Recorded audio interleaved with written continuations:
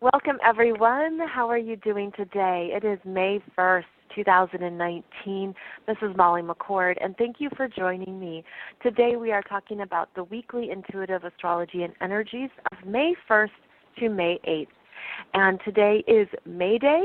It is also Beltaine, the celebration of fertility, abundance, and light. Beltaine is connected to the earth energy of abundance and what is sprouting, the fertility of the earth around us, and how there's increasing light at this time of the year. Beltane is also the midpoint between the equinox and the solstice. So 6 weeks since the equinox and 6 weeks until the solstice. And it's a time of energetic assessment around what you are manifesting, what you are developing, growing, and really experiencing in your own life. There tends to be more light this time of year, at least here in the Northern Hemisphere, and it's a time of increasing light because the solstice is the day of the most light. And we are increasing light every few minutes or so a day until we reach the solstice, which is the longest day. So there's a warmth, right? There's a sense of things warming and blooming and blossoming. And I hope that that energy is nourishing you wherever you are right now in your life, and that it's something that returns us to the wisdom of nature and the wisdom of the earth, and how for millions of years the earth has existed in these cycles. And when we are in tune with the cycles of earth, of nature, of Gaia, that is good for our energy too. It is a good process to trust and to tune into. So a beautiful start to May. For some reason, this is one of my favorite months of the year. It always has been. So let's see what it holds for us as we begin the 5th month of the year, which means we're almost to the halfway point of 2019, if you can believe it. So in today's show, we're going to touch upon the upcoming new moon on Saturday, May 4th. It is at 14 degrees of Taurus. We're also going to talk about where the planets are right now, of course, with Mercury and Aries moving fast, and we'll be squaring Saturn and Pluto in Capricorn, and then trining Jupiter in Sagittarius.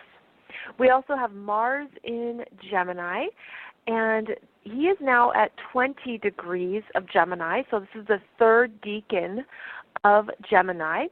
And this can be a very interesting energy of mental maturity, understanding what your mind has been showing you, what your mind has been teaching you. So I'm going to talk about that Mars energy, especially as Mars will be opposing Jupiter at 23 degrees of Sagittarius. And then I'm also going to spend some time in today's show talking about Venus. And Venus is in Aries right now, the beginning of the zodiac, right, the very first sign. And I'm going to talk to you about the higher consciousness of Venus and her sister. And I'm going to make this applicable to your chart.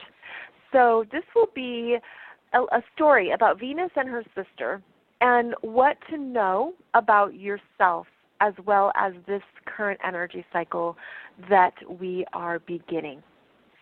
So as I look here at the current energies, the sun is at 10 degrees of Taurus. The sun moves 1 degree a day, and it is entering then the second decan of Taurus. So between 10 and 19 degrees is the second decan, and it's a fixed sign. Taurus is where we stabilize. And so in the middle of the sign here, in the second decan, there's really a locking in energy. And I feel it as a truth around what makes you feel stable. Taurus is associated with how we love ourselves, and we have a sense of self-reliance, that you are here to create with your own energy, and that means it stems from your sense of self-worth and your personal value. In other words, how you believe you are loved and how you believe that you are loved just for existing. And when you really hone in on that, when you lock that down, when you lock that in for yourself, it stabilizes you in a way that really opens up manifestation, abundance, the flows of love, and how energies can show up through so many different potentials. And this part of Taurus is asking you to really cement your self-worth and to allow that to exist as a foundation in yourself right now in your life, and that probably looks different than it did a year ago or a decade ago, and that this is a time to really focus on beauty, the beauty of life, how life can have pleasure, how life can be enjoyable, how there are many ways that we can enjoy this human experience and be connected to the planet, to ourselves, to our bodies, and just feel safe, stable, in control, solid. When you really practice this, you are strengthening Taurus energies. And you're trusting in yourself, you're trusting in your own worth, that you're worthy of receiving, that you're worthy of being seen, that you're worthy of being loved. It really goes into how we are receptive to life around us, because we understand that when you are solid in your self-definition of personal acceptance and a sense that I'm loved for existing, I'm loved for simply being here, it's like opening up the French doors, like the French double doors, that just blow away anything else that could have been unconsciously limiting you. And this is a stabilizing energy that's asking you to look at your own beauty.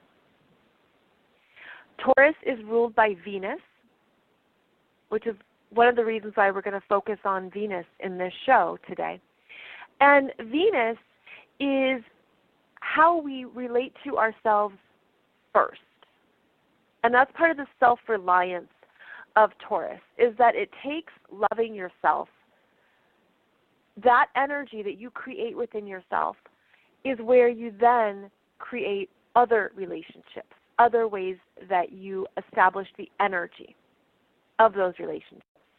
And you can look back on your life and see how when you had key life experiences, or there were times when you needed to change something, the people around you then changed because you changed your sense of worthiness, and you changed your self-respect, and you changed how you wanted to be acknowledged and seen in relationships.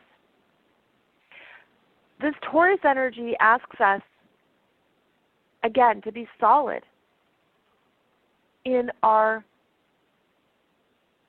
it's like this everlasting, timeless energy of love and the beauty that you are as an energetic being.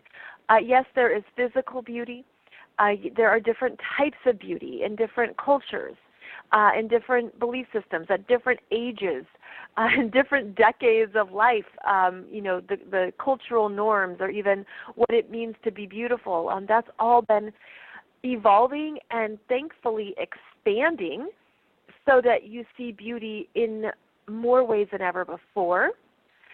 And I feel like what we can do is focus on nature, because Taurus is an earth sign, the very first earth sign that's about things first coming into form, into physical form, and how they exist in a way that has a simplicity to them.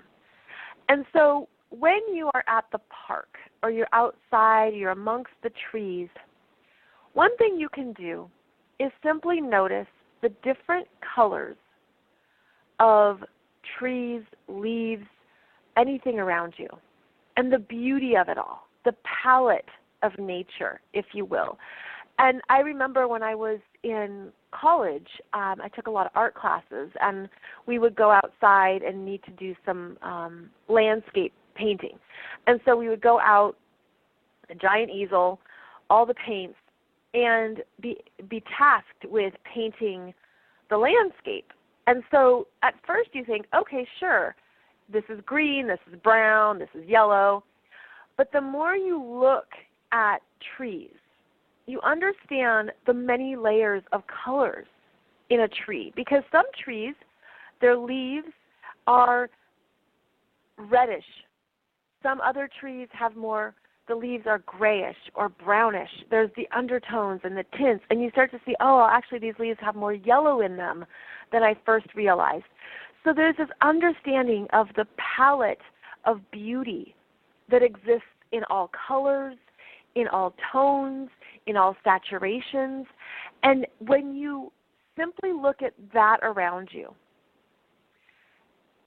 it's a marvel, really, all the colors that exist in nature. But then you're honing in on how, I feel it's miraculous, that these colors exist in a way that remind us of what's beautiful. And then, of course, you can see that beauty in yourself as well and in other people, because what you focus on is what you enhance. So if your intention is to go to the park or go outside and to find beauty, you will see beauty everywhere, and it will look different every time you blink, because then you're honing in on different things that you didn't realize before, that didn't catch your eye. So we're really meant to focus on the beauty of life and the beauty of all the elements around us, not only through sight, but through touch, through smell, through what we hear. Taurus is also about music, the music that we sing, the music that we listen to, the music that makes us feel good. Taurus rules the throat, so it's also associated with singing. And it's about the senses of life and how life is a multi-sensory experience. And so you want the good food and you want to have the great drinks. You want to hone in on lovely textures or textiles, all Taurus. If you make this your intention, especially with the upcoming new moon, you will open up to more energetics of beauty all around you, again, within yourself as well. And this is what we're meant to do, because once you find the beauty in something, it can open up your heart. It can open up parts of you that are grateful. It can open up the abundance around us that we don't always tap into. So this is a visceral experience. This is a being in your life experience right now of really being aware of everything around you and how you can appreciate it. The sun is, of course, the biggest light. It amplifies, it brings warmth, and it's reminding us that we have everything we need and more than enough. And that's one of the gifts, too, of Taurus, associated with abundance and also finances and money and how to make a secure life for yourself, that we have many opportunities to focus on that and to do that at this time. Now, I'm going to touch upon Mars in Gemini and then go back and look at the planets in Aries. So Mars is at 20 degrees of Gemini, and this is a Mars that has matured through the hamster wheel in his head. Because Gemini is an air sign, it's a thinker, it's a talker, it has so many ideas. Oh, we could do this. Oh, we could do that. All the possibilities. And that can exhaust you if you don't know how to focus. Now, Gemini focuses short term. It's short-term projects, short-term tasks. It's what you can get done in a day. And with Mars here, it can feel like we've been extra busy. We've had a lot to do, a lot to get, move through in a day. It can feel like a go, go, go. And it lacks that grounding. So we have the grounding with the Sun in Taurus, but this Mars is very busy. And this Mars, because Mars is about how you assert your energies, how you assert yourself, how you go for what you want, it can feel like there's two things that you want, or there's two directions, or there's two areas of life. And there can also be that sense of your human self and your spiritual self and how these work together. There's the energy of duality with Gemini. And so this Mars is now in the third decan, 20 to 29 degrees of Gemini, until May 16th, so 2 more weeks. And this is the Mars who thinks before he acts, whereas previously he might have acted and then made a mistake and had to do something twice. This is a Mars who says, wait, measure twice, cut once. Think this through, gather the details, ask the right questions, don't spout off nonsensical information, or don't just take off on a whim. Breathe, and then act. So there's a maturity when a planet has moved into this third decan, because they've probably learned the lessons or learned mistakes or learned what was exhausting or what didn't work.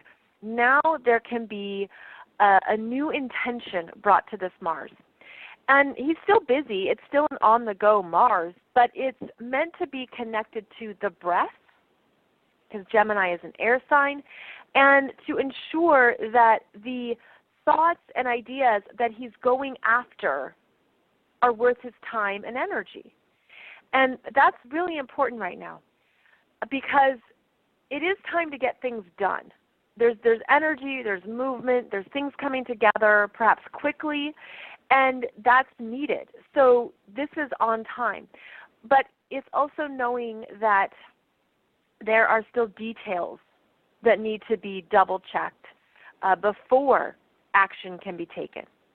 Mars is coming up to an opposition to Jupiter at 23 degrees of Sagittarius, and both Gemini and Sagittarius are travel signs. And Jupiter in Sagittarius is big travel, long distance, going further than you've been before, going to new territory, new places.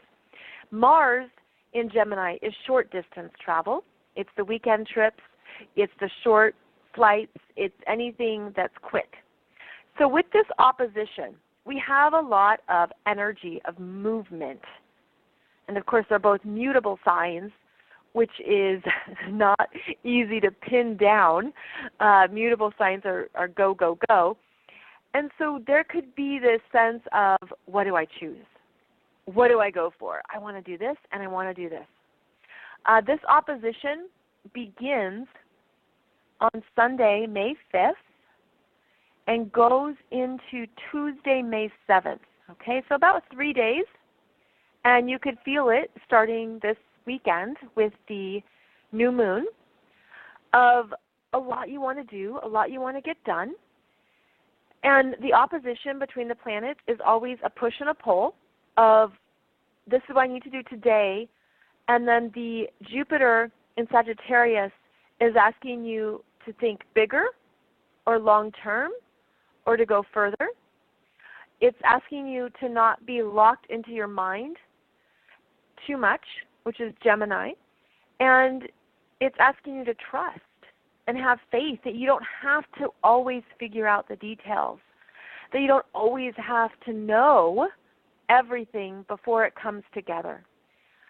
So this can also be an argument, Mars being the aggressor, and something about different belief systems, different expectations, different ideals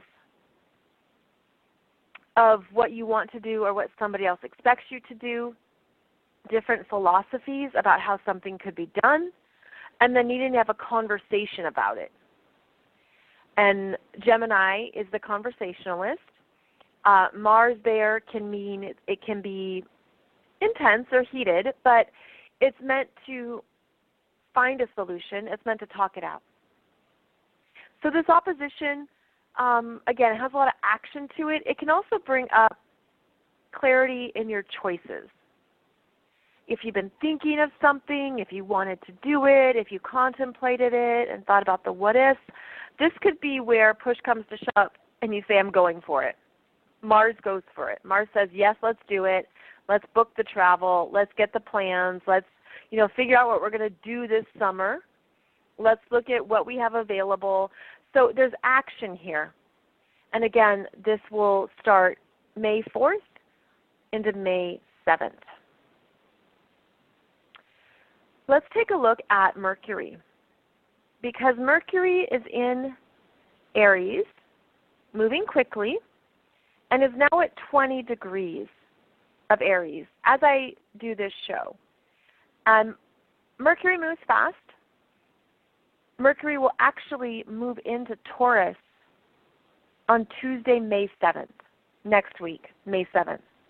So it's only less than a week that Mercury is in Aries. But during this time, these first 4 days of May, Mercury is squaring Saturn at 20 degrees of Capricorn, and then squaring Pluto at 23 degrees of Capricorn. Now, every time a planet is in a cardinal sign, cardinal signs, Aries, Cancer, Libra, Capricorn, the cardinal signs start every season. They're the initiators. They have leadership abilities. They want something new to emerge. When the planets are in these cardinal signs, they're always going to be in conversation with Saturn and Pluto in Capricorn, who are restructuring our lives and our priorities, who are asking tough questions, who are requiring us to think long term, to be adults, to be mature. I've done shows on this energy, so for those of you who are regular listeners, you know that we've talked about this for a while. And they are also the energies that say no. No, you can't have that. No, you can't do that. Or no, it's not the right time. So Mercury in Aries is coming through and is making the squares to these two planets in Capricorn that say it's not the right time and something needs to change. Saturn is about timing. Pluto is about transformation. And with Mercury moving fast in Aries, it's watch your tongue, watch what you think, watch what you say to yourself, watch what you're initiating. If something is starting off here the beginning of May into the 3rd and 4th of May, it could change. It could need to be talked out. Capricorn are the people you answer to. It's father figures and CEOs. It's managers. It's your boss, man or woman, by the way. It's understanding that there's other people you report to, or who do you have to ask to get permission. This is a very independent Mercury who has to check in with an outside authority for more information, for more details, for specifics, for permission. And that can be upsetting to the Mercury and Aries independence if I just want to do this on my own, but it's a responsibility piece. So that's coming up here. And plans can change, ideas can change. and you might have to have some more conversations than you anticipated. But keep in mind that respect is important for both parties involved, and that this Mercury is also squaring the nodal axis. So it wants to move fast, and this is a slowdown. There's a slowdown here of the mind, of the words, of the ideas, and it's looking at the commitments that really matter. So I feel like there's something that gets massaged and worked out and discussed, and then by the time Mercury gets to 23 degrees of Aries, it trines Jupiter at 23 degrees of Sagittarius, which is the good news. And look, it came together, or look, it panned out, or guess what, there's something even better here. So there's good news that comes from any delays or conversations or things that need to be worked out. But you have to go through the Capricorn hurdles, if you will, and that will actually help in the long run of what transpires. So that's good to know, because Mercury is doing that this week. Venus is doing it next week. And on that note, we're going to talk about this Venus in Aries, because she is starting a new energy cycle here. Now, going back to April, March and April, Venus was in Pisces, ending, closing out, moving things along. She was traveling with Mercury and showing you new parts of the story, what you didn't understand at first, what you needed to get into or feel. Because in Pisces, it was the emotional body and the parts of ourselves that we tuck away or hide, either hide from ourselves or hide from others. And it was a release. It was an ending. And it could have been even more intense as Venus covered the territory that Chiron in Pisces covered over the past number of years. So Venus was closing out a cycle of something in her heart that she needed to let go of. And that could have been, again, very emotional. Well, now she's in Aries. And she's at 13 degrees of Aries as I do this show live. And what she's being asked, really being asked to do, is to step up into a higher level of consciousness around how she shares and relates to other people at this time in her life. And Aries is a sense of self that is being met for the first time. It's the new aspects of self that you are understanding about who you are.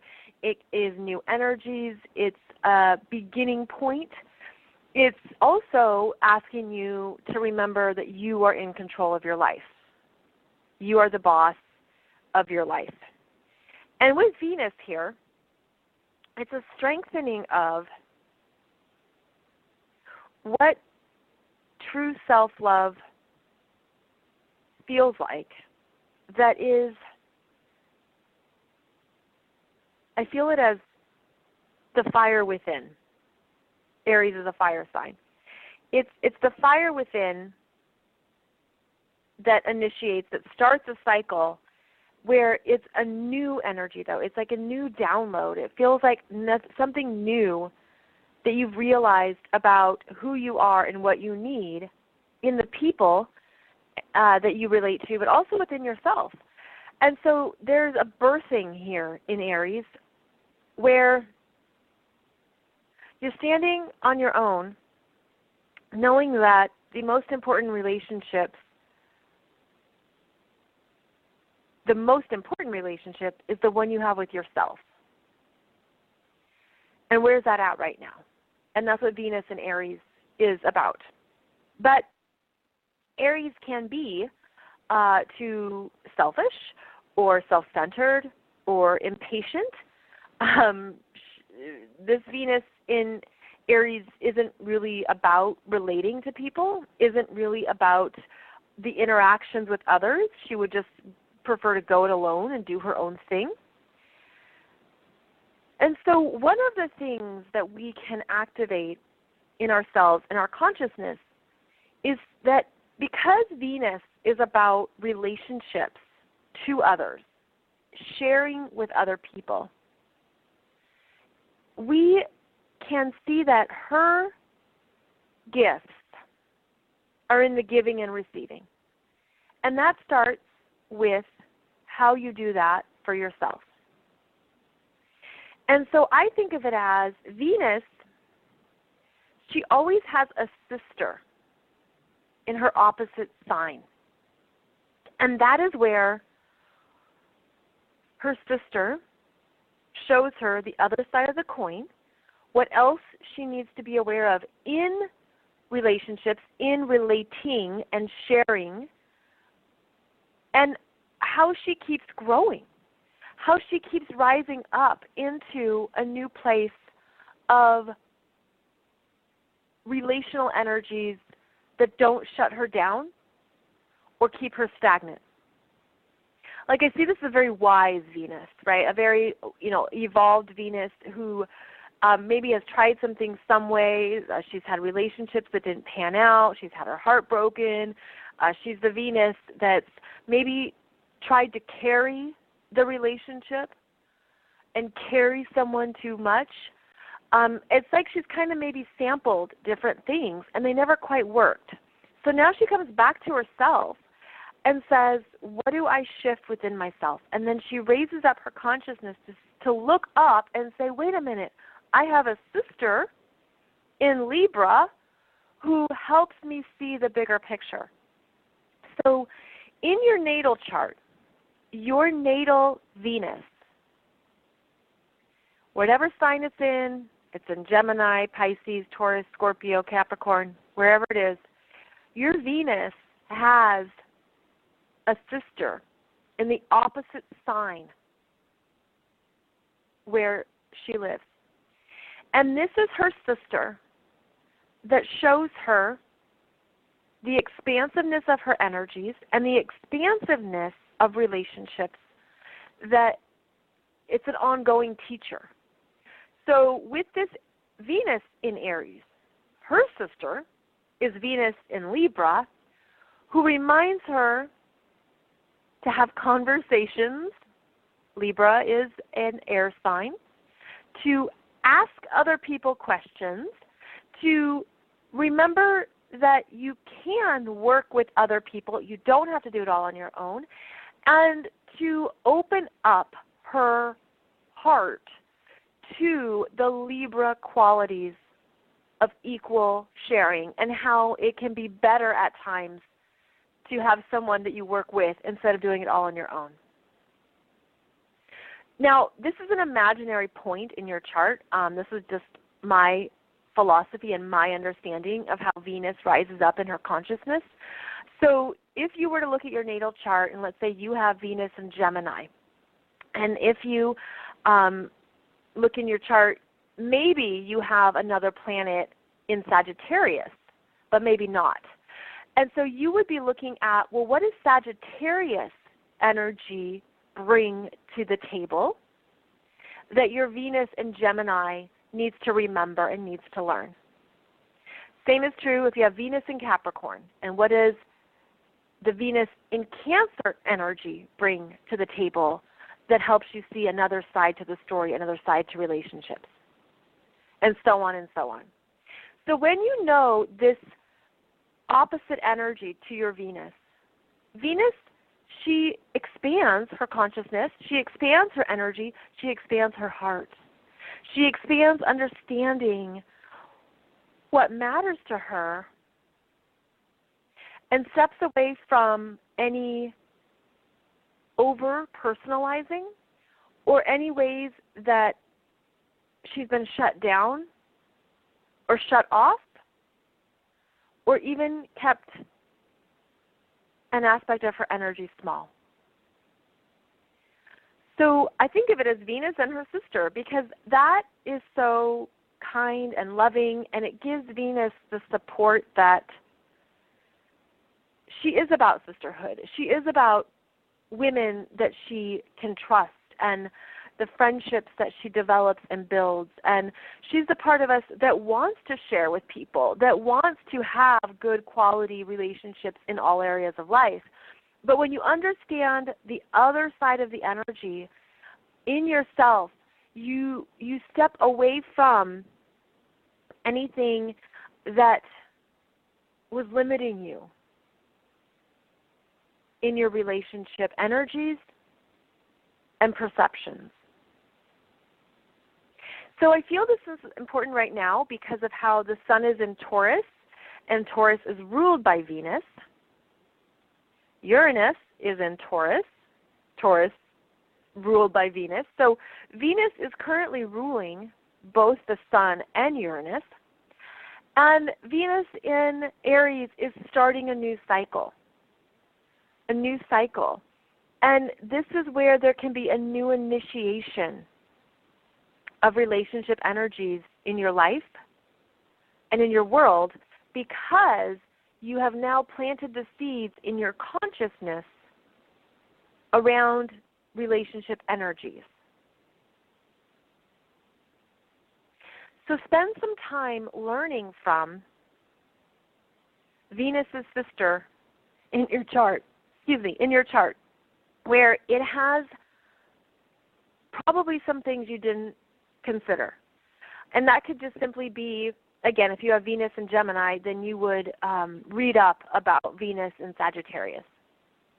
Now, something to keep in mind about this opposite point is that it requires you to do something that will probably feel uncomfortable. It will require you to just be aware of the other ways of relating and developing relationships or other types of relationship needs. And it could be something that maybe it changes your own relationship patterns, but it's just something to have in your consciousness to be aware of. Because getting back to this Venus in Aries, because she's very motivated and a go-getter and a leader, she doesn't always talk about things. But when she connects to the Libra energies of conversation, talking it out, asking questions, problem solving together, it benefits her. And then she can take better actions. And then vice versa. If your Venus is in Libra, you can think, well, I always want to maintain the peace. You have very grace and perhaps a savviness, and there's certain things that you really enjoy in relationships, but you could be in a relationship that doesn't understand all of you, or you could be afraid to assert yourself. Well, the Venus in Aries will help you strengthen that you are an individual, make sure you know what you need and what you want, to tap into more of those self-assertion energies that perhaps you've been unaware of or just need support in developing. So every planet and every planet can learn from its opposite energy, its opposite sign. But I feel like for Venus, it's really important right now to look at your natal Venus and connecting her to a bigger energy system where she feels supported, loved, solid, clear. And it's interesting because I also see how this blooms, like the energy blooms, with flowers blooming and the earth blooming and fertility and the energies of May and Beltaine and things that are coming up to be seen. This is a part of yourself that you're meant to see and know and support. And it's by expanding our consciousness around these energies that we do so. And we have a new understanding of ourselves, but also what we didn't know we were missing or what we didn't realize we also could benefit from. So, May feels quite dynamic and solid. This upcoming new moon in Taurus at 14 degrees has a lot of strengthening, clear energy. And I have a separate video for you on YouTube that is about this Taurus new moon on May 4th. So please check that out because I go into the chart and the specifics of this new moon. But there's a lot here about the growth that you're ready for, the commitments you're ready to make. The new moon trines Saturn in Capricorn, and it sextiles Neptune in Pisces.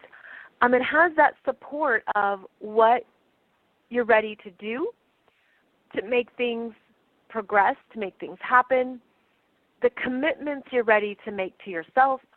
And there's also the intention of abundance here that is strong. So I feel like this is a really nourishing new moon. And know this weekend what your intentions are and what you're ready to put more diligent energy towards. Because it's in the earth signs, it's about physical form. It's about what we're creating and making and developing in our lives, in our physical realities.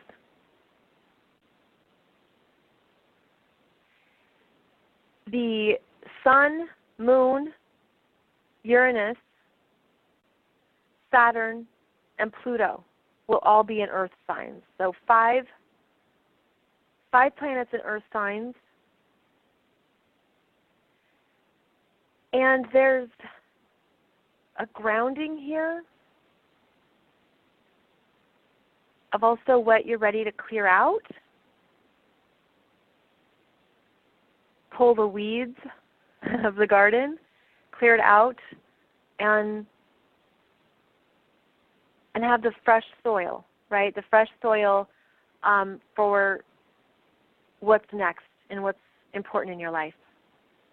You'll want to find the house where 14 degrees of Taurus is. That's the area of life that this new moon is asking you to be clear on your intentions, the house placement.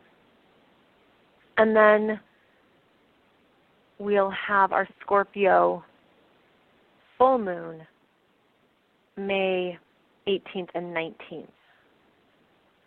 And I'll have a video for you live on that very soon. I just feel like there's a new buzziness in May that helps you solidify what's real, what matters, where you're meant to focus and develop and grow, and to not maybe feel as scattered. Perhaps even the sense that, okay, I'm going to do this right now. As May gets started, I focus on this, get this to the finish line, and then look at what's next. So that could be a great way to start off this month. And it feels like a lovely month because there's things that are moving along and moving us forward into this new realm of experience, this new realm of self-understanding. And we have big energies coming up in July. So a lot going on as always, but we are in control of our reality and of our experiences. We are in control of our minds and where we put our energies. We're in control of what we focus on. And when you honor that in yourself, when you really feel that power, it connects you to creating anything you dream of.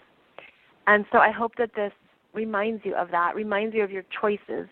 Again, reminds you to go outside and notice the beauty in nature's palette and notice the colors and notice the wonders of the world.